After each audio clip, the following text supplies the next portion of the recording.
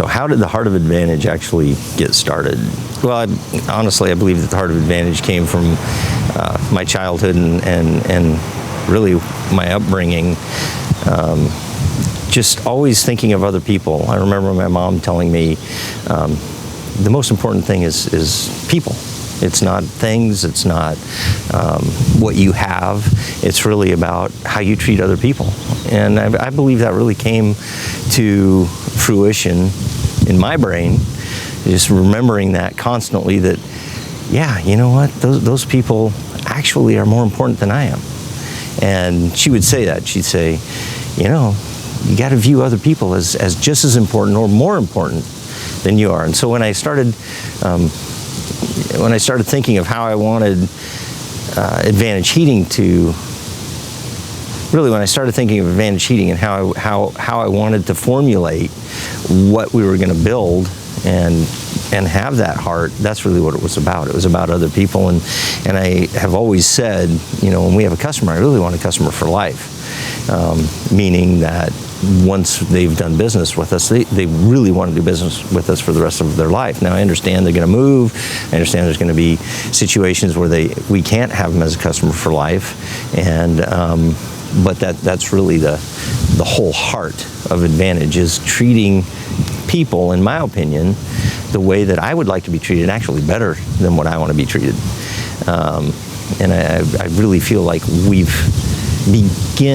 begun to capture that, and through that, by being so employee-centric, and I hate saying employee, but I don't know a better word. Those who work with me are so important. They're the most important thing in our company.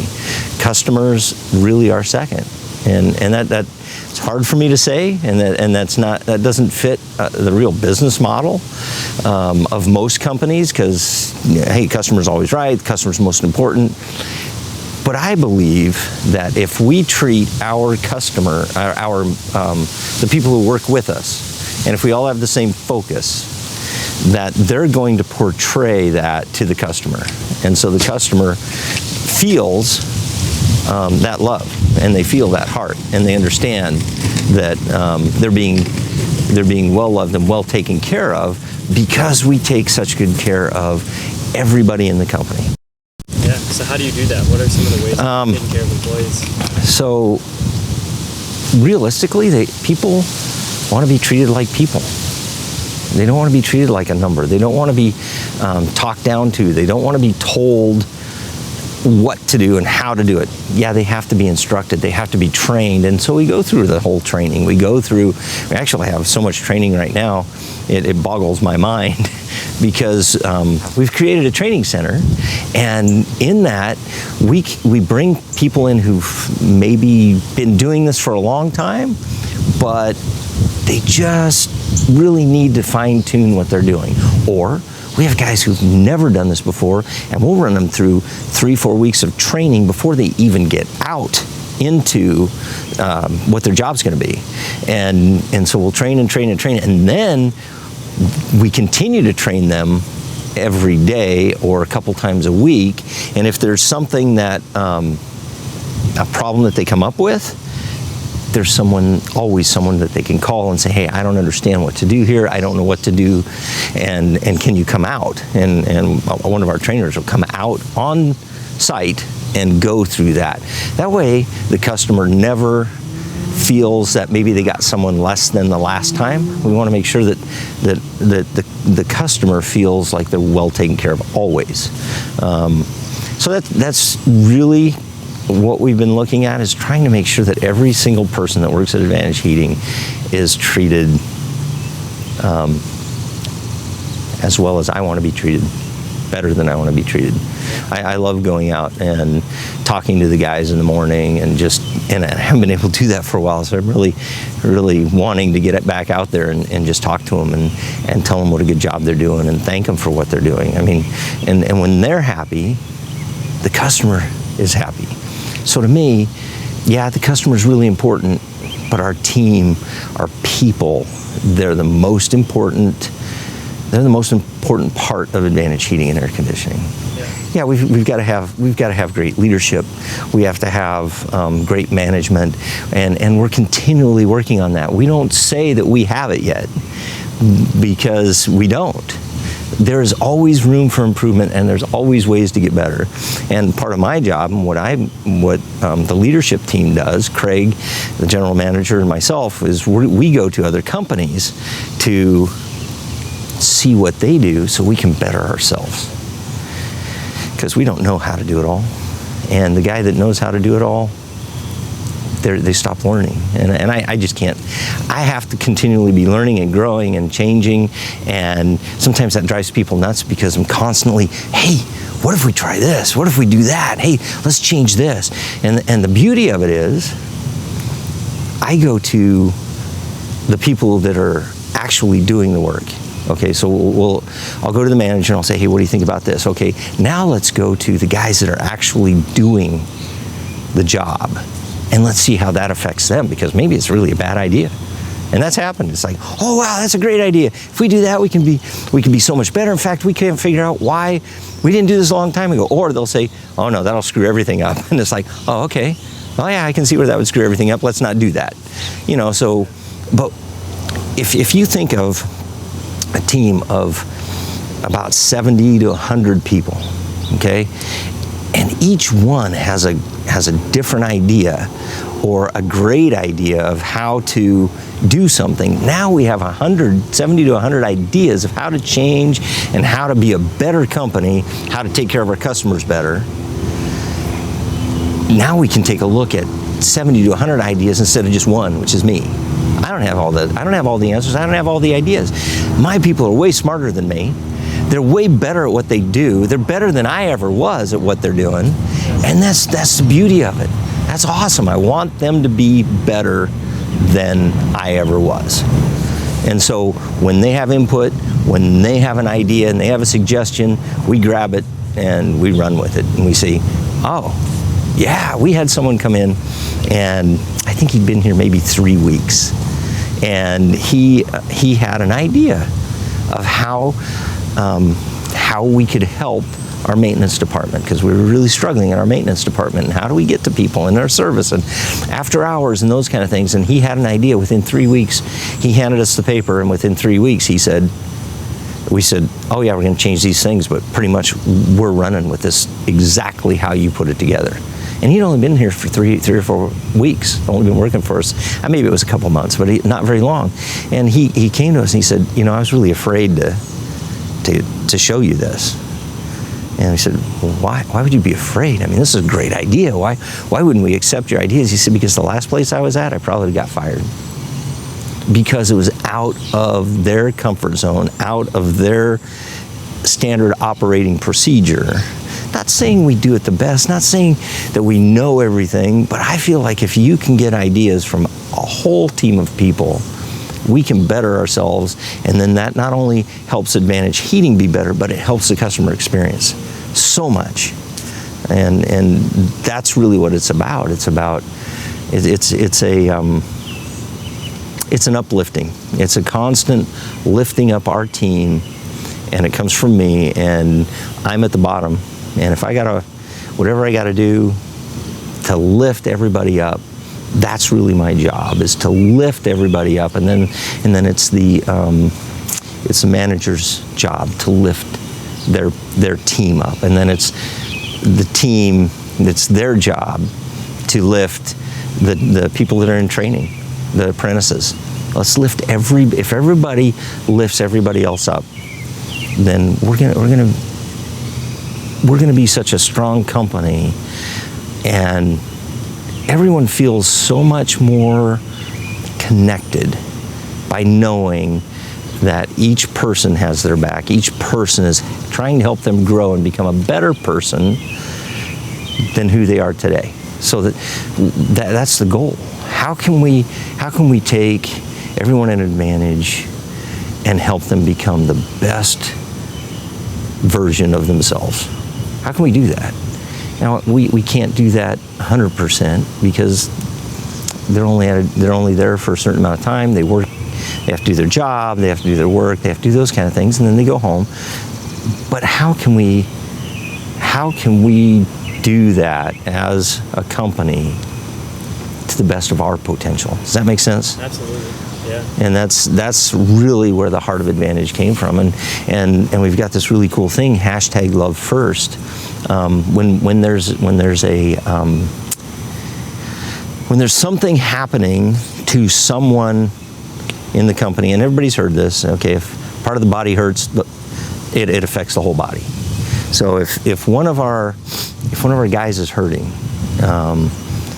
we want to help them through whatever it is. I can think of a guy that one of our guys, and he had an accident, a snowboarding accident, and had a cracked vertebrae, couldn't work. So we took up a collection amongst everybody, and Advantage Heating matched the whole collection, and we were able to give him enough to help him through, because he can't work, he's got bills, he has to pay them. So we were able to help him work through that. And then when he could come back to work, he could be on light duty. So what we would do is we knew we could only give him what he could handle, you know. And that's the kind of thing that I believe creates the heart of Advantage, and the whole Love First was born out of that, and trying to really have a different philosophy around especially the contracting industry. I mean, you think of contractors, and a lot of people, you just have a real negative connotation towards a contractor. You know, there's so many horror stories out there about how someone took 50% of their money and then never showed up, never did the job, maybe got halfway through the job, realized that they underbid it, and walked off the job. I mean, or they don't show up at all. You know, and mistakes are made. I get that. There are times when in our scheduling we lose somebody, and maybe we didn't connect with them like we were supposed to. But those are few and far between, rather than the constant. You know, we've had computer glitches just like everybody else, and that's just part of life. And we always make the phone call, and we find out about it through Facebook or whatever. Hey, that you guys never showed up. Oh, we are so sorry, and we have no excuse. We should have been there. So we're really sorry. What can we do to make this right for you? But in the contracting world, number one, always an hour late. I mean, that's just for any appointment. It just seems like that's just oh yeah, we just expect every contractor to be an hour late. Maybe they don't show up. Maybe they do. Maybe we get a quote. Maybe we don't. You know. So we're trying to change that industry. We're trying to change that whole perception, and trying to be honest and open. And here's the reality. Here's the truth. Trying to be, I want to say truthful, but that's not the word. So honest, I guess. But it's more than that. It's more than honesty. There are people that can be honest, and you can still not tell the complete truth, right? So it's more than honesty. It's more than integrity. And I believe that when you really do something out of love, it's like when you go to your mom's house, or your grandma's house, or your grandpa's house, or someone in your family's house, you show them they trust you, they believe you. When I say, hey, Ben, here's what's going on with your furnace, and we really need to replace these things. You can wait for X amount of time, but there could be an issue. You believe me. That's the kind of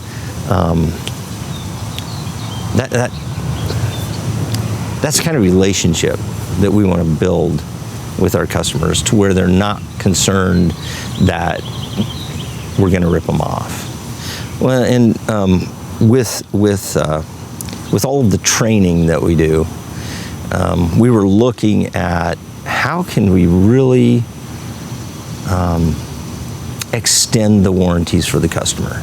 How can we really treat the customer well, I guess the best way to do it is how can we put our money, how can we put the money where our mouth is?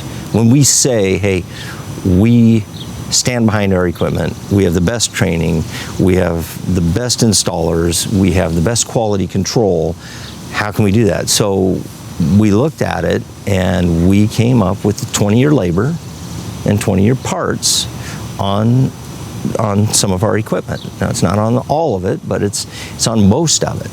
And again, through our training center,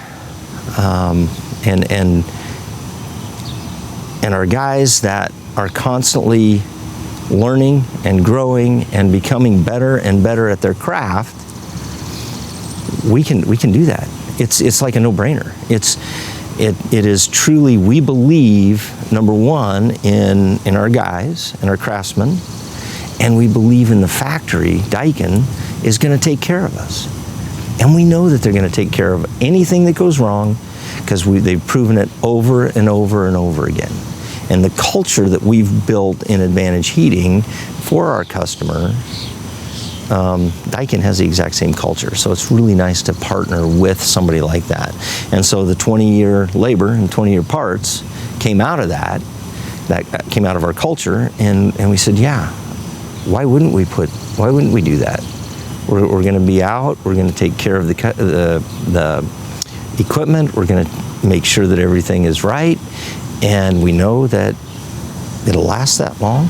We know that the equipment is good equipment, it's the best out there, and we have the best installation. In fact, third-party verification says that 50% of the time, two contractors can put in the exact same piece of equipment, exact model number, everything, and they will be completely different. They will run and operate completely different. A good contractor that's an efficiency motivated and wants to do it correctly, you're gonna have the best. You're gonna have the best experience. You're really gonna have the best experience in that. It'll last longer too, right? And it's gonna last longer. And that's why we put the 20-year labor and 20-year parts on it, because we know that's gonna last longer, because we're putting it in correctly. We're doing the things to make it last longer. We're doing the things to make sure that it's done correctly. Even down to the disconnect, having a surge protector in there, so if there is a spike in electricity, and that can come from any reason. But a spike in electricity, it's not going to take out the expensive boards and do damage to the equipment. So we do that. We put a surge protector on the disconnect to protect the equipment, and so we have to put a preformed pad down before we set the equipment on there. And we actually take pre-mix concrete and we put that down first so we can make sure it's level. And so it's nice and level, and then we set the pad on there. And what's really cool about the premix is it absorbs the moisture and it becomes hard, and then we don't have the air conditioners that are leaning a little bit one side or the other. I mean, you drive around and you go, man, that thing looks terrible because it's like a half inch, it dropped in the ground. Well, by doing that concrete pad underneath, it doesn't do that. And it helps us both ways. We can make sure that's nice and level by using the premix, and then you get the benefit of it being stable. Yeah. So it's just these little things that we do, and and making sure that they're always running at their peak efficiency, coming out twice a year to make sure that that they're up to efficiency and standards. So back to the third party that said you can have two different contractors and they'll run completely different. We want to be that performance contractor. We don't want to be one that just comes in and swaps out your equipment and says, there you go, and it works fine for 3 or 4 years, and all of a sudden you're having problems. We want to be the contractor where this thing's working flawlessly for 20 years. Yeah, so we'll I mentioned nitrogen, and that's we purge the line set with nitrogen while we weld it. And the reason that we do that is because when oxygen, when you're welding, inside the copper actually creates it's an ash. I don't know how else to put it. It's just this dirty ash. And so by putting nitrogen through there, it actually burns and you don't get that ash inside of your system. Now it's a closed copper line and it should never have any dirt or any ash or anything in it, because that will get into the working parts of the air conditioner and it'll take them out. It'll take time, but pretty soon you're replacing compressors, you're having problems with some of your devices in there, and then you're upset with the contractor that put it in. So why not take the time and purge that out with nitrogen? The other thing that we do is we make sure that the charge is absolutely correct, and there's some ways to do that. One thing that we do is we check, we're going to check your airflow.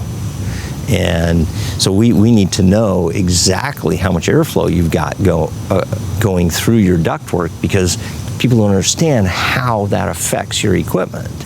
If you don't have enough air flowing across your indoor portion of the system, it's going to hurt the outdoor system, and the outdoor is the heart of your air conditioner. So that compressor, it puts too much of a load on it. You can never, if you don't have the right airflow, you can never get your temperature right. You don't have comfort. Your system's going on and off incorrectly. You're constantly having someone come out and look at it, and it never works. So we check that. We make sure that we have the right amount of airflow going across that coil. And it's really simple, but there's a lot of companies that they don't even do that. In fact, we've just started a program where the sales team is checking that now before we even get into it, so we can say, we can put this in, but here's the issue. We need to add a return, because think about jogging down the street, and you're jogging, right? You're breathing heavy, right? Well, now breathe through a straw. Not gonna happen. You're not going to get very far jogging down the road, breathing through a straw. You're going to take that out and finally gasp for air. Well, there are so many systems out there that the return air is too small and it restricts it so much. That system, it's like trying to work as hard as it can, breathing through a straw. And so we have to diagnose that so that we can tell the customer before we even start the project, hey, look, we need to open this up so we can get more airflow across that system. We went out to a customer's home, and the equipment was 5 years old. 5 years old, and shot. It was done. And it was because they did not have enough return air coming back, plus someone had oversized the system. So not only did they not have enough air going across that system, but it was too big. And what happens with and most people would say, well, bigger is better, but that's not the case in heating and air conditioning, because it's all about comfort, and it's about making sure that there's enough air flowing across all the parts of that equipment. So we had to replace that system at 5 years old because of the way that it was installed. Someone didn't take the time to check the airflow, to make sure that that system was sized correctly. And 5 years, that thing should have lasted 20. And we're yanking it out, and I'm saying, sorry, I don't know what to tell you. Whoever put this in, it was not done correctly. So we're checking more things now than we ever have before. And the other thing is, there are so many computer boards in the system now and safety devices in there that you can't oversize it. You have to have the right amount of airflow going across it. It will shut it down. And you won't even know it's shutting down, because it will probably keep your home at a good temperature, but the lifespan of the equipment will be like 5 or 6 years, and sometimes that's just right out of warranty of some certain systems. And that's what this was. This was right out of warranty at 5 years. This system only had a 5-year warranty because whoever installed it didn't register it to get a 10-year warranty, and that's something that we do as well. is we're going to go in and we're going to say, okay, we installed this system. You deserve a 10-year warranty, and all we have to do is send in some paperwork and you get a 10-year warranty. There are so many systems we go out there and they say, oh, it's under warranty, and we check it out and it's 6 years and no one sent the paperwork in to get the 10-year warranty. So now they only have a 5-year warranty, and there they sit because the heating contractor didn't send the paperwork in. Little things like that. Okay, they were cheaper. That company was cheaper, but in the long run, they weren't. They just came in, they slammed it in, they did it incorrectly, and the equipment tends to die if that's going to happen. And that's verified by a third party. That's not verified just by me. I mean, we're talking about Energy Star and some of those companies that, and ACA, and those companies that really follow what's going on in the industry. And we're trying to change that. We're trying to become a different company, and hopefully by being a performance company, by being a performance company, we're hoping the whole industry follows us. I guess that's the best way to put it. Being a performance company and being able to offer the 20-year labor, 20-year parts. And there's a lot of companies out there that have come to us and say, how do you do this? We can't figure it out. We cannot make this work. We don't know how you're making this happen. And the way that we're making it happen is by training, making sure we've got the right guys, doing the right craftsmen, because that's what they are. It's their craft. This is what they do, and they are good at it. And we train them, and we make them better. And we constantly there are so much new technology coming in, constantly. We always have new technology. And if we're not training on that new technology, we're stuck. So we have to constantly be training and growing and changing and making our guys just a little bit better than what they were before. It's very interesting the way I started the company, because honestly, I was like probably most other people. It's like I can do this. I'm good at it. I feel like I'm one of the best at the company, and so I can do this. And I just went out and started the company. Well, I found out really fast that I didn't know nearly as much as what I thought. Through time, I can do the work. I can do the install. I was very good at service work, very good at the install, very good at taking care of the customer and those kind of things. But when it comes to the business side, I really wasn't very good. I was pretty terrible. And so by wanting to make myself better and constantly training and going to classes and courses over and over and over again, and beginning to learn that there are certain things that we need to do, because if I'm going to take care of the customer, I also have to take care of the business. Because if I want a customer for life, the company can't disappear in a year. And if I'm saying this is what I want to do, but I'm not following correct business procedures and processes, I'm not doing my customer any favors at all. So I started learning what key performance indicators were, and I started to understand that key performance indicators are a really good guideline to follow. Now, they're not always 100%, we don't follow them 100%, but they are a super good guideline.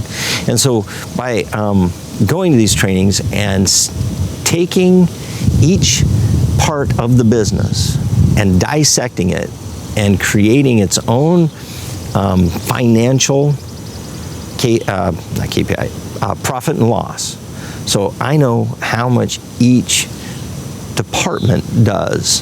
So it's called departmentalization. And so my service department, it has its own set of income, not its own set of books. We have them all numbered, and we just make a small variation so that I can break it out in my financials, and I can look at just one section, and I can say, okay, this is how service is doing. This is how maintenance is doing. This is how install is doing. This is how our ductless department's doing. This is how we even have a department for our manufactured home project. So sometimes if we're doing a project, or it's kind of something that we just want to see how it would work, see if we want to get into this side, we set that up as its own separate department.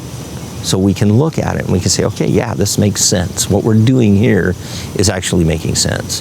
Our duct cleaning department, that's a separate set, so I can break that out. But I can also combine them all and look at everything. Right? It helps keep them alive. Yeah, because if I just look at the books and I say, oh, I get to the bottom line, oh yeah, I'm making money, but wow, I thought I was going to make a lot more. Okay, well, where did you not make money? So now I can look at the department, and each company has to make money, not just not for me to siphon a bunch of money off, but it's really for everybody who works there, and so they can have a good living, they can have a good life, so they're happy and they want to be there. There's so many times that so many people go to work and they say, I hate my job, but I have to do it because I make money. Well, let's make it so you don't hate your job. Let's make it so that you're making a good enough living that you feel like, yeah, I can take a week off and go somewhere fun, or I can take 2 weeks off and go somewhere fun. But having everything departmentalized and being able to watch everything, actually we looked at new construction. I'm just going to pick on new construction. We're doing about $1 million a year in new construction, and we looked at it and we said, this is not a profitable department, and we just can't seem to make it to where we want it to be. So we had to cut out new construction. But what that did for our customer is it made us a stronger company. So now we can offer things like the 20-year labor, 20-year parts. Now we can take and do better training. We can make our people better so that our customer has more comfort in their home. They have, they know that we're going to be around for a while. We're going to be around. I mean, I don't see advantage heating going away. So, I disappear and the next generation comes in and takes over that takes over advantage heating, or not takes over, but they really come in and it's already running and it's running smoothly, and now they just get to manage it, and they need to watch the numbers and watch things that I show them that they need to watch, which they're already learning how to do that. And that creates a legacy and a longevity of a 100-year company, a 200-year company, because when you're creating a legacy and the family says, wow, this is I can be a part of this, I understand this really makes sense to treat the everyone who works at Advantage, treat them in this manner, that makes you feel good as a managing member. But then they go out and the customer is treated just like that. And now the legacy. When I first started the company, I was really wanting it to be, let's see, that's not where I want to go. Where was I going with that? I was talking about, by doing those things, we're really looking out for our best interests of our customer, and not just the customer, but our people that work at Advantage Heating and Air Conditioning. I mean, we're really looking out for them, because what we're creating is a legacy. And I really want to see this be a 100, 200-year company. And the beauty of that is seeing my children being excited about what we're doing, being excited about treating treating the people that work at Advantage Heating in a certain way, in a certain manner, and having a certain culture. So they're excited to see that, and then that filters into the customer, and then that creates longevity, so that we're not bought out by a big company. I mean, that is a lot of times the dream of the business owner. The dream is to get it to a certain point, sell it, retire on the beach, and just be done. Well, that's not my dream. My dream is to maybe not have so many responsibilities as what I have right now, which is awesome. It's already starting to kind of change and grow that way. But to always be there to consult and make sure that the company is on that correct trajectory, so that, say, 4 generations from now, we've still got the family-run business. We've still got the customer feels the love that came from now, and this is 4 generations later, and not the reason the customer feels that way is because the people who work there feel that culture and feel loved and feel like they're important. Because that's the biggest thing. Everybody wants to be, number one, the part of a winning team, but they also want to feel like they matter, like they're doing something to change not just their life, but other people's lives. I mean, really, when you think about it, in your heart, yeah, you want your life to be good, but you look around, you want others' life to be good too, right? I mean, that's the reality. I want my kids to have a great life. I want my friends to have a better life. You know, I want my customers to feel like they've been taken care of better than anybody else. And I want that to go to the 3rd, 4th, 5th, 10th generation and have that legacy. You know, we just had a new grandson, and what if he's the one that takes on, and he's 3rd generation? What if he's the one that comes in and he says, yeah, this is what I want to do? You know, he looks at me and he says, Grandpa, this is my thing, man. I love what you built here. I love what you're doing here.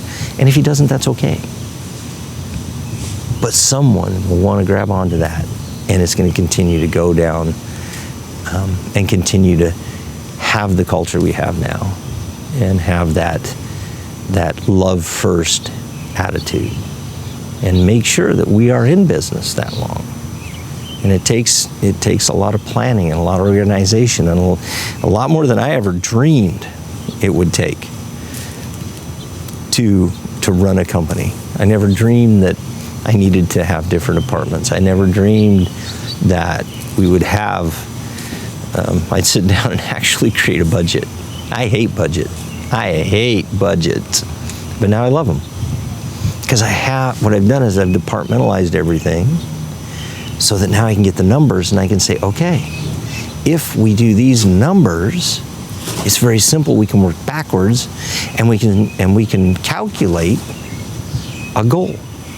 Where do we want to be next year? Well, if we do these numbers, we have this many leads, we do this many jobs that equate with this average, that equates to this amount of dollars. Now I love budgets because I got the right numbers. But when you don't have the numbers, you're just pulling numbers out of the air. And you're saying, well, I think we'll do this. Wow, that's noisy. I want to hear more about your personal stuff with, like, you were a mechanic. Oh, yeah. Like, you loved working with your hands and working on machines. Oh, yeah.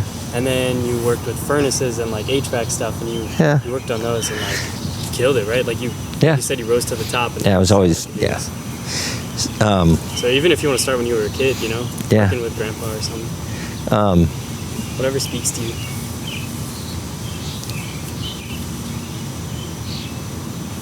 I'm just going to start, you know, when I was in high school, I learned different than most people. And that's the reality. Get me into a book and have me read a book on how to do something. I'm the kind of guy, you look at the directions, you throw those away, and you look at the picture, say, okay, I can put that together. And so I went into auto mechanics in high school, and I started, and probably the reason that I wanted to be an auto mechanic was because I felt like I could excel at that. You know, when it came to working with my hands, when it came to taking things apart, putting them back together, and making them work, that just was natural for me. And so I thought, oh, I guess this is it. I guess this is what I want to do. I want to be an auto mechanic. So I went off to school for a couple years and learned auto mechanics. And then came out and I worked for a Chrysler dealership for a year and a half, and thought, you know, maybe this isn't exactly, I still loved cars. I mean, I loved working on cars. I've changed the engine out of my Camaro like 4 times and just constantly, I don't like this engine. Let's pull it out. Let's put another one in. Let's rebuild it. I was constantly doing that. I was doing that for my friends, and I was always working, doing auto mechanics and stuff. And it was fun for me. I enjoyed it. But then I got, a friend of mine said, hey, why don't you come over here and take a look at heating and air conditioning. You might like it. And I thought, well, I'm kind of done being an auto mechanic, working for a Chrysler dealership. Didn't feel like I was excelling at all there. And so I did that. I went and started working at heating and air conditioning. And should I wait for that? We're close to the airport. Yeah, I guess so. You're good.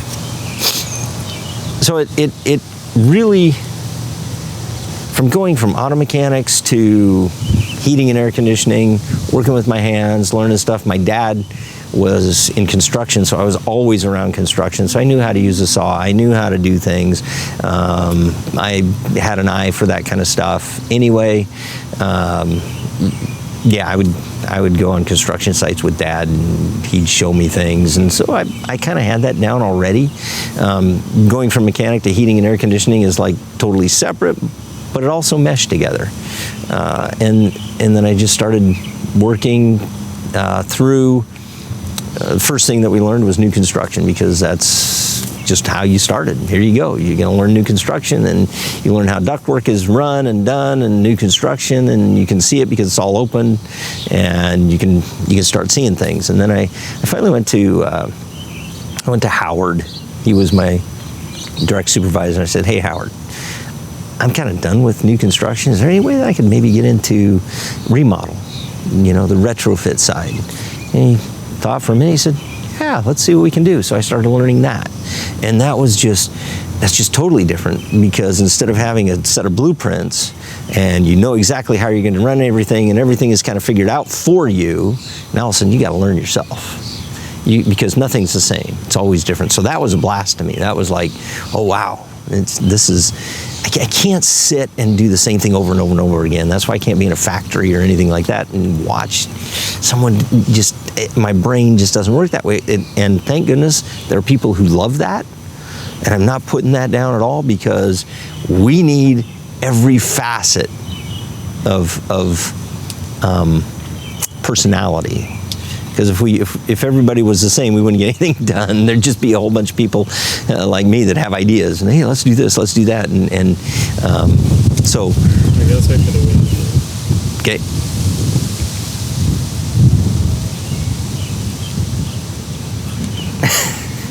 So I really enjoyed the fact that every day was different. Every day was different, and I'd run into something that I had to figure out no matter what. I knew that I was going to have to figure something out that day. And that was fun to me. I enjoyed the challenge. Now, sometimes it was very frustrating and made me really upset, but for the overall, that was fun to me. Friggin' Jets.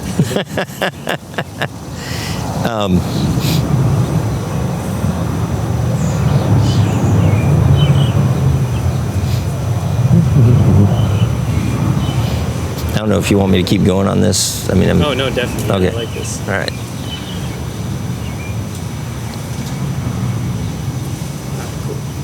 So then I moved into service work. I finally went. They said they needed a service guy, and I said, yeah, I'd love to learn service. So I started learning service. So I was really well-rounded in having, the hands-on stuff. Knew nothing about business, really. And so when I actually opened up the company, the business side was totally foreign to me. I could do sales. I was really good at and personable, meeting with people, and I knew a lot because I started from the ground up, so I knew how things worked, and I knew how it was going to go together. So I could talk very knowledgeable that way, and the sales were fine. And so we were going along just fine. And finally, I found a trainer. And once I found that trainer and he started talking, things made sense. And the crazy thing was, I was so overwhelmed with what I didn't know that it was like, man, I can do this much. And I say this, need to wait for the wind?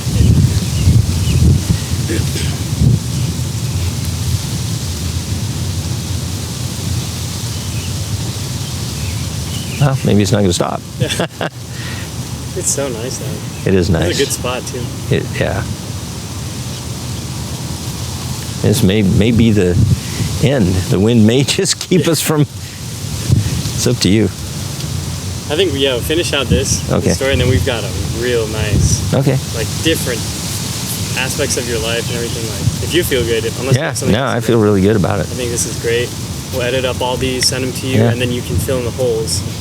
And we'll draft a plan for when you fly out here or I fly out there or something. Be like, okay, let's film the rest. Some good shit. So I would go to this. I went to this trainer and didn't know anything about it. And I was there for a boot camp, and it was about a week long. And I thought in a year I might be able to get this much done. So that year I got that much done, and the first thing was getting departmentalized, and that was a task, and that was very difficult. Then the next year I went, and I got that much done again. And I did that for 10 years. Pretty soon, where we started and where we're at now, and we still go every year, and I think we could almost teach the class. We know what's coming. We know what he's going to say. In fact, we do a lot of our homework before we get there, but there's always a nugget that we grab onto, and there's always things. We take 360 questions, and we tear the company apart with these 360 questions. What do we do? What don't we? What do we do? What do we do well? And what do we do excellent? And what don't we do? When we first started, there were so many, now we don't do any of this, that it was overwhelming. Now we do a whole lot of things right, and we do a whole lot of things well, but there's always room for improvement for everything. And by doing that and constantly going through that and creating the budget, and that's one of the tools and one of the benefits of coming out of this is we create a budget every year. So I know how much I'm going to spend on my advertising. I already know what I'm going to do in advertising. I know how much we're going to spend on our equipment. I know how much we're going to spend on labor. I know how much we're going to spend on pretty much just about everything. I mean, right now to fuel, I know my percentages that we should be at, and that makes it so nice to be able to walk in and say, and I can be confident, this year we're going to do X amount of dollars. Yeah. Because we're going to get X amount of leads, which equates to X amount of sales, which equates to, and we follow everything. We track everything. We track our efficiencies. We track the efficiencies of our service department. We track our efficiencies of our sales department. We track our efficiencies of our install department, of our duct cleaning department. How efficient is it? Because if you're at a 50% efficiency and you can raise that to 60% with the same people, you've just gained a huge amount of just that efficiency puts money to the bottom line, again, makes us a stronger company, makes us better so that we can do more training, so our customers get the best version of the people out of Advantage Heating. And that's the whole idea, is to send someone out and they get the best representation that they can get. And without those things, we can't do that. And without having a strong company, we can't treat our customers the way they expect to be treated, the way they deserve to be treated. And it's not just expectations. Sometimes their expectations are so low, but we feel that they deserve so much more. And so we try to offer that.